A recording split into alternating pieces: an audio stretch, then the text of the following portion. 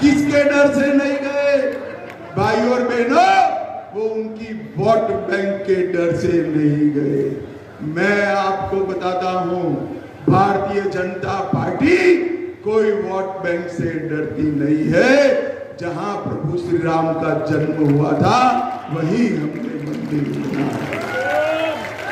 मैनपुरी वालों, मुझे बताओ, ये कश्मीर जो है भारत का है या नहीं है?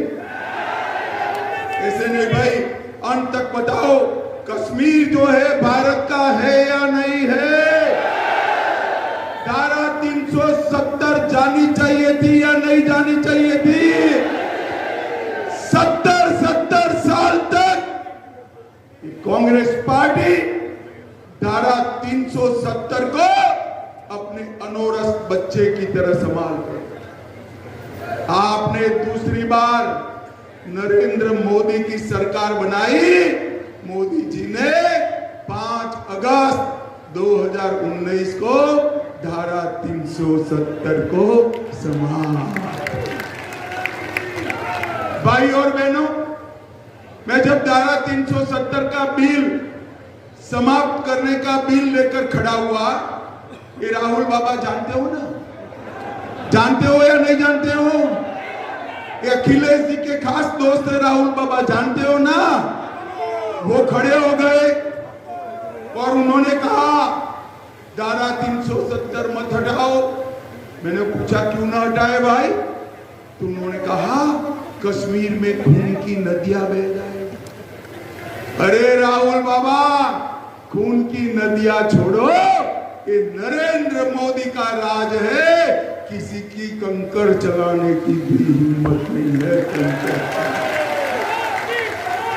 मोदी जी ने धारा 370 हटाकर देश को सुरक्षित, 10 साल तक ये यूपीए की सरकार थी, सोनिया मनमोहन का राज था।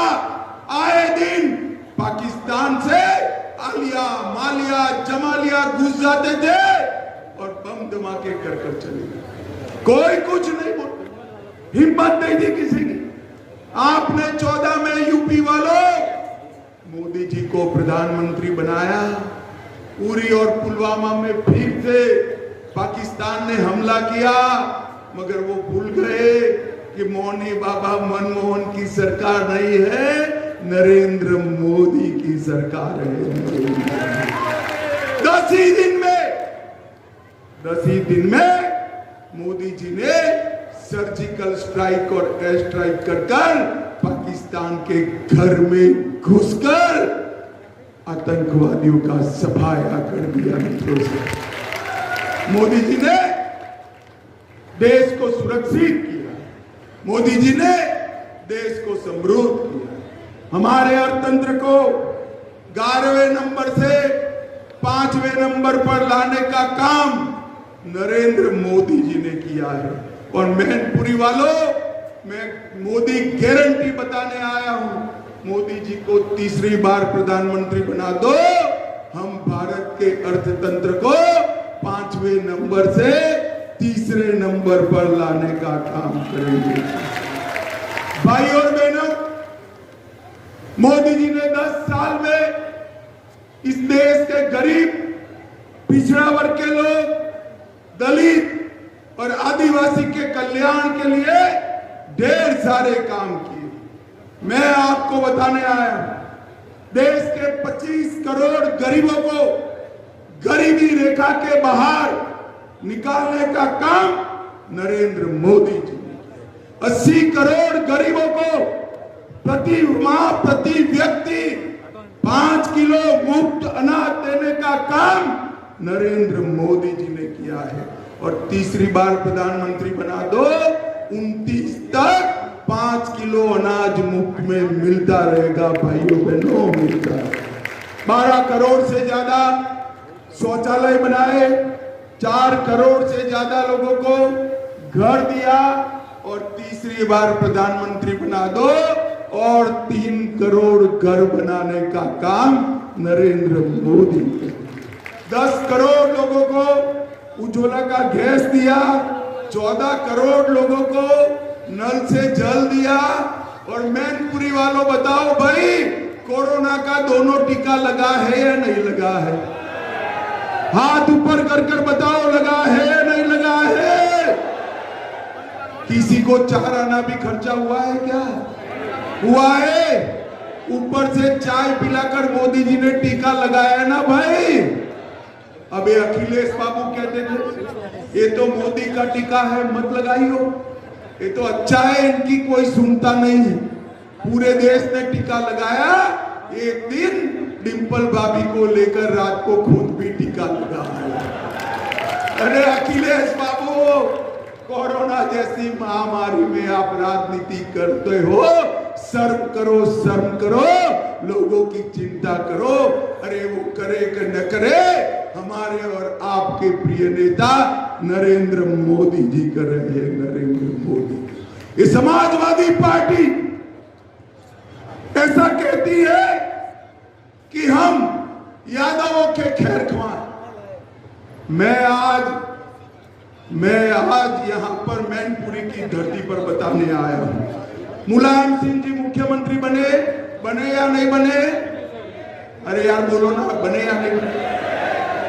उनके बाद में मुख्यमंत्री मुलायम सिंह जी का बेटा बना। उनके निधन के बाद सांसद उनकी बहू बनी। उसके बाद इस बार कन्नौज से खुद अखिलेश लड़ रहे हैं, मैनपुरी से डिंपल जी लड़ रही हैं, फिरोजाबाद से भतीजा अक्षय लड़ रहा है, बदायूं से आदित्य यादव लड़ रहा है, आजमगढ़ से धर्मेंद्र यादव लड़ रहा है। मैं आज अखिलेश जी को,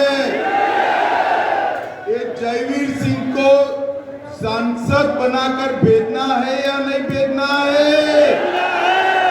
तो भाई तुम रहने तो बैठ जाओ, बैठ जाओ। तो ऐसी आवाज नहीं चलेगी भाई। आवाज यहीं से अखिलेश के कानों तक जानी चाहिए। मेरे साथ दोनों हाथ उठाइए, उठाइए दोनों हाथ, विजय के संकल्प की मुट्ठी बीजिए और प्रचंड आवाज से बोलिए, भारत माता की, भारत माता की जय श्री राम, जय जय श्री राम।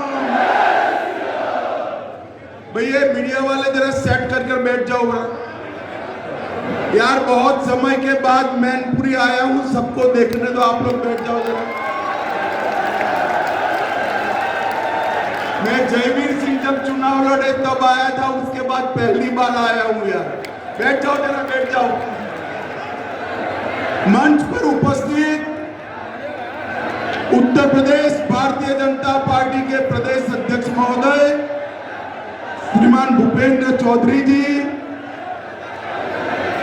श्रीमान संतोष जी, श्री राम नरेश, बैठ जाएंगे, चिंता मत करिए, बैठ जाएंगे, आप सब बैठ जाओ, मैं बिठा दूंगा सबको, बैठ जाओ। ए भाई देख लिया तेरा चेहरा, बैठ जा। राम नरेश अग्निहोत्री जी, राहुल चतुर्वेदी जी, अनिल चौधरी जी, नागेंद्र सिकरवार जी, श्रीमान प्रेम सिंह साक्य जी, आलोक गुप्त जी, चेतन स्वरूप जी, गोविंद भदौरिया जी, अनुजेश प्रताप यादव जी, अशोक सिंह चौहान जी, और आज मैनपुरी की धरती पर आए हुए प्यारे भाइयों, बहनों, माताओं और मेरे जिगर के टुकड़े जैसे युवा मित्रों, आप सभी को नमस्कार। भाई और बहनों, आज मैं सबसे पहले भगवान चांदेश्वर, भीमसेन भगवान, शीतला माता, महर्षि मार्कंडेय और काली माता के मंदिर को प्रणाम कर कर मेरी बात की शुरुआत करूंगा। मैं महान स्वतंत्रता सेनानी महाराजा तेज सिंह को भी हृदय पूर्वक श्रद्धांजलि देकर मेरी बात की शुरुआत की। भाई और बहनों, मैं मैनपुरी में आया हूं तीसरे। भाई बैठ जाओ, सभी लोग सुनते नहीं हो आप, प्लीज बैठ जाइए सेट करके, मैं यहीं खड़ा रहने वाला हूं, बैठ जाइए जरा, बैठ जाओ भाई, काला चश्मा। भाई और बहनों, मैनपुरी में तीसरे चरण में चुनाव है। 7 तारीख की सुबह सुबह आपको मतदान कर हमारे नेता जयवीर सिंह को चुनकर संसद में भेजना है। मैं आपको बताता हूं, जयवीर सिंह को सांसद आप बना दो, बड़ा आदमी बनाने का काम नरेंद्र मोदी जी करेंगे। भाई और बहनों, मैनपुरी वालों, 2 चरण का चुनाव हो गया है, परिणाम जानना है क्या?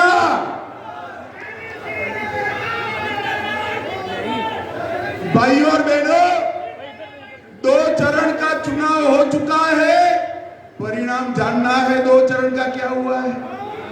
पक्का जानना है? पक्का? 2 चरण में मोदी जी सेंचुरी लगाकर आगे निकल गए और ये 2 साझादों का अभी तक तो खाता भी नहीं खुला है। भाई और बहनों, दीवार पर लिखा हुआ परिणाम लिख कर रखे, उत्तर प्रदेश की 80 की 80 सीटें इस बार भारतीय जनता पार्टी।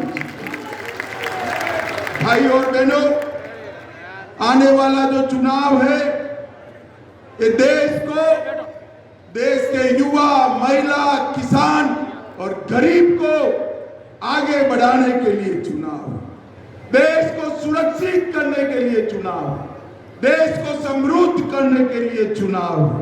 और मैं आज मैनपुरी में आया हूं, उत्तर प्रदेश की भूमि पर आया हूं। मैं आपको स्पष्टता से बताकर जाता हूं, ये चुनाव राम भक्तों पर गोली चलाने वाले और राम मंदिर बनाने वालों के बीच का चुनाव है। भाई और बहनों, मुझे बताओ, अयोध्या में राम मंदिर बनना चाहिए था या नहीं बनना चाहिए था? जोर से बोलो, बनना चाहिए था या नहीं बनना चाहिए था? अरे आपने मोदी जी को दूसरी बार प्रधानमंत्री बनाया, उसके पहले कांग्रेस, सपा, बसपा सालों तक शासन किया। ये तीनों ने राम मंदिर के मुद्दे को अटका कर रखा, लटका कर रखा, भटका कर रखा और मोदी जी ने 5 ही साल में केस भी जीता, भूमि पूजन भी किया और 22 जनवरी को प्राण प्रतिष्ठा कर जय श्री राम। भाई और बहनों, 22 जनवरी को जब प्राण प्रतिष्ठा हो रही थी, तब ट्रस्ट वालों ने अखिलेश बाबू को और डिम्पल मैडम को भी आमंत्रण दिया था। समय आ गया है कि परिवारवादी पार्टियों को समाप्त कर नरेंद्र मोदी के नेतृत्व में मैनपुरी में कमल खिलाने का समय आ गया है। यहां वो कहते हैं कि हम पिछड़ा समाज के हम। मैं आज मैनपुरी की जनता को बताना चाहता हूं, बाबूजी कल्याण सिंह से बड़ा पिछड़ा समाज का नेता कौन होता है? कोई नहीं। 500 मीटर दूर जाना था, आप नहीं गए और अंसारी के वहां 500 किलोमीटर गाड़ी चला कर गए। क्या आप खाक पिछड़ा समाज का नेतृत्व करेंगे? भाई और बहनों, ये किसी के नहीं है, अपनी वोट बैंक के है। और मैं मैनपुरी में कह कर जाता हूं, डर मत रखना, कोई अगर छेड़खानी करेगा तो चुनाव आयोग उसको उल्टा लटका कर सीधा कर देगा। इन लोगों को आदत पड़ी है सपा के गुंडों से बूथ लुटवाने की, मगर इस बार हमने जयवीर को लड़ाया है संजीदगी के साथ भारतीय जनता पार्टी के। भाई और बहनों, इनके शासन में समग्र यूपी में गुंडों का राज था। समग्र यूपी में गरीबों की जमीन कब्जाते थे, कट्टे लेकर गोलियां चलाते थे। मोदी जी प्रधानमंत्री बने, थोड़ा कम 17 में आपने भाजपा को जिताया, भाजपा ने योगी जी को मुख्यमंत्री बनाया। उसके बाद यूपी से गुंडे पलायन कर रहे हैं। भाई और बहनों, योगी जी ने उत्तर प्रदेश की कानून और व्यवस्था को समग्र देश में सबसे अच्छा करने का काम योगी आदित्यनाथ जी ने किया। भाई और बहनों, पहले यहाँ कट्टे बनाने का उद्योग चलता था, अब डिफेंस कॉरिडोर चल रहा है। पहले वाहन चोरी करने का काम चल रहा था, अब वाहन बनाने का काम चल रहा है। पहले चेन स्नैचिंग करने का काम चलता था, अब यहाँ पर मेडिकल डिवाइस बनने के कारखाने लगे हैं। उत्तर प्रदेश को मोदी जी ने बदलने का काम। अखिलेश जी, मैं आपको कह रहा हूं कि इस बार पश्चिम से एक हवा चली है, वो भारतीय जनता पार्टी की चली है। पश्चिम से चली हुई हवा वाया मैनपुरी आजमगढ़ तक सब जगह समाजवादी पार्टी और कांग्रेस का सुपड़ा साफ कर दी। भाई और बहनों, मैनपुरी में जसवंत नगर, इटावा व सिकोहाबाद का राष्ट्रीय राजमार्ग चौड़ा करने का काम मोदी जी ने किया। औरैया इटावा राजमार्ग का चौड़ीकरण करा, अमुना एक्सप्रेसवे के अंडरपास और संपर्क मार्ग के निर्माण किए। तीर्थ पर्यटन को बढ़ावा देने के लिए मयन ऋषि के आश्रम और कुंड का जीर्णोद्धार करा, समान पक्षी विहार का विस्तार किया। 180 करोड़ से पर्यटन विभाग ने 180 करोड़ से अलग अलग योजनाएं दी। ग्रामीण आवास 24,000 आवास बनाए, 5 लाख लोगों को आयुष्मान भारत योजना का फायदा दिया, 72 लाख लोगों को यूपी में गैस का कनेक्शन दिया, 32 लाख सिर्फ मैनपुरी में गरीब कल्याण अन्न योजना करी। जल जीवन मिशन से उत्तर प्रदेश में लाखों लोगों के घर में पानी पहुंचाया, 85 लाख घरों में शौचालय बनाया और 73,03,000 किसानों को किसान सम्मान निधि देने का काम नरेंद्र मोदी जी ने किया। और मित्रों, मैं आज कहता हूं, मोदी जी ने उत्तर प्रदेश के अंदर 9 से ज्यादा एक्सप्रेसवे बनाए, काशी विश्वनाथ का कॉरिडोर बनाया। पहले 2 एयरपोर्ट थे, 9 बन चुके हैं। उत्तर प्रदेश में 12 एयरपोर्ट नए बन रहे हैं। एशिया का सबसे बड़ा एयरपोर्ट जेवर बनाने का काम चालू है। पहले एक भी मेट्रो नहीं थी, 12 शहरों में मेट्रो का काम चालू है और 5 में मेट्रो चल रही है। डिफेंस इंडस्ट्रियल कॉरिडोर से लाखों करोड़ का इन्वेस्टमेंट आया है।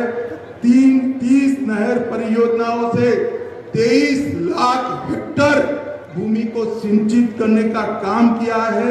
68 मेडिकल कॉलेज बन चुके हैं, 22 बनने वाले हैं और लगभग medical device park, greater Noida में IIT, बरेली में मेगा फूड पार्क, उन्नाव में ट्रांसगंगा सिटी और गोरखपुर में प्लास्टिक पार्क बनाकर उद्योग को लाने का काम नरेंद्र मोदी।